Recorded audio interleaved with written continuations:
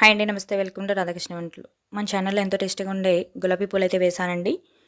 దీని full video వచ్చేసి కింద లింక్ అయితే ఇస్తాను చూడండి. చాలా అంటే చాలా టేస్టీగా ఉంటాయి. క్రిస్పీగా కూడా వస్తాయండి. మీరు కూడా ఇదే వేలో అయితే చేయండి. నా ఛానల్ ఫస్ట్ టైం చూస్తున్నట్లయితే లైక్ చేసి, షేర్ చేసి, సబ్స్క్రైబ్ చేసుకోండి.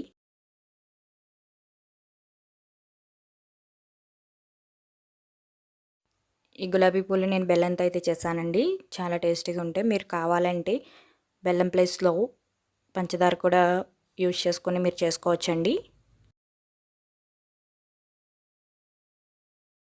చాలా సింపుల్‌గా, ఈజీగా వచ్చేస్తాయండి.